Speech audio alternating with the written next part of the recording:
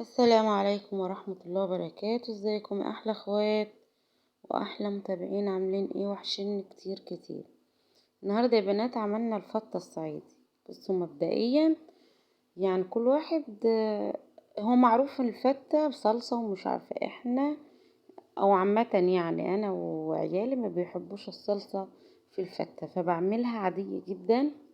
والرز مش ابيض، بيكون محمراه شوية، واخد كده لون ذهبي، عشان هما اتعودوا عليها كده. يعني ما بعملهاش صلصة لها التومة بالخل، لا بعمل شوربة بالتومة، وبعمل رز محمر عادي، مشوحاه كده لما وصله اللون الذهبي. وبعد كده بنعملها بالعيش الشمسي، مش العيش البلدي المحمص، بنعملها بالعيش الشمسي.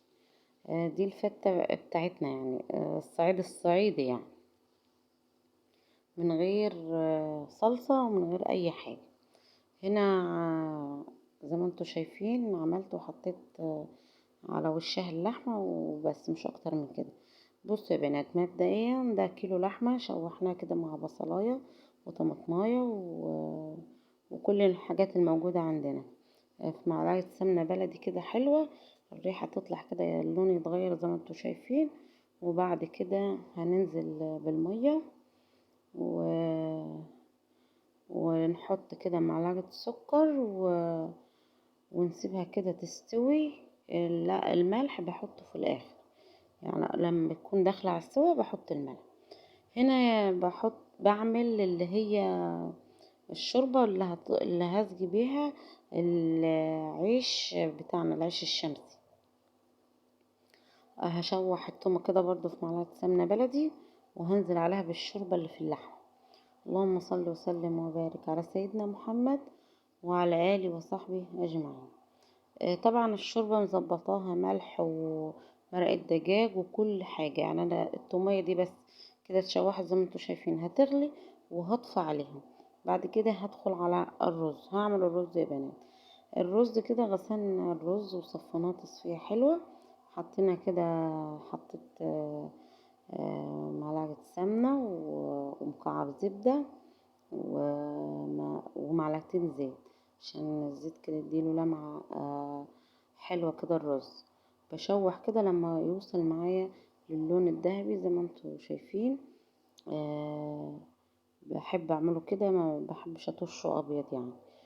ولادي ما بيحبوش الصلصة اللي بتكون على العيش على الوش، ولا بيحبوا اللي هو مثلا معمولة بالعيش البلدي، لا احنا متعودين ان نعملها بالعيش الشمسي بتاعنا.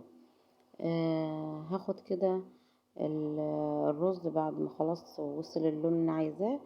جبت كده الحلة كده بالشوربة، وهنزل كده ازيد بيها الرز.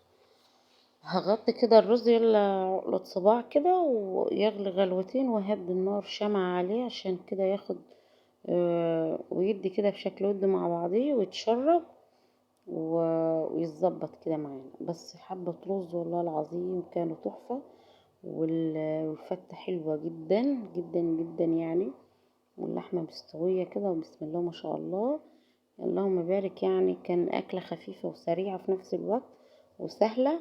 وقلنا نغير كده، أنا بزهق من الطبيخ، الولاد بيزهقوا من الطبيخ برضو، فقلنا نغير كده حبة كده وحبة كده. زي ما انتوا شايفين يا بنات كده هياخد غلوة وهغطي عليه كده وهدي النار خالص شمعة. تمام كده الرز بسم الله ما شاء الله معانا اهو، استوى مفلفل الواحدة بوحدتها، واللهم بارك كده الطعم كان خطير خطير. هنا ابتديت بصوا اقطع العيش حتت كده صغيرة، عيش الشمس بتاعنا. في ناس يعني ممكن تحمصيه برضو، بس ما كانش، ما فيش وقت اصلا، وما كانش عندي محمص، فقطعته كده اللي هو العيش اللي كان طري، اللي هو كده يعني ايه، بقطعه كده وبسقيه بالشوربة، واحط عليه اللي هو اللهم صل على النبي، الشوربة والرز. زي ما انتوا شفتوا كده يا بنات، قطعت العيش وكده هسيب من الشوربة دي. كانت مغلية، لازم تكون مغلية عشان العيش كده اصلا هو طري، بس عشان يتشرب يكون حلو برضه.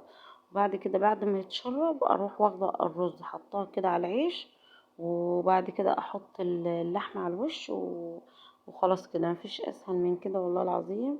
وطعمها خطير، حلو جدا جدا جدا.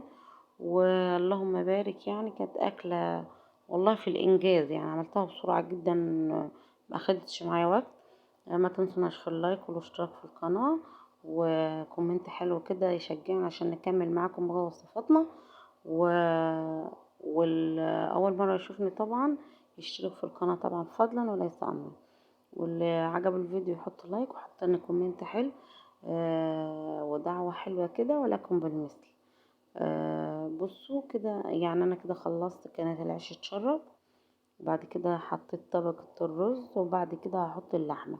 بسم الله ما شاء الله، كان طعمها جميل، والف هنا وشفا على اللي اكل وعليكم، وشكرا لكم وشكرا على المتابعة.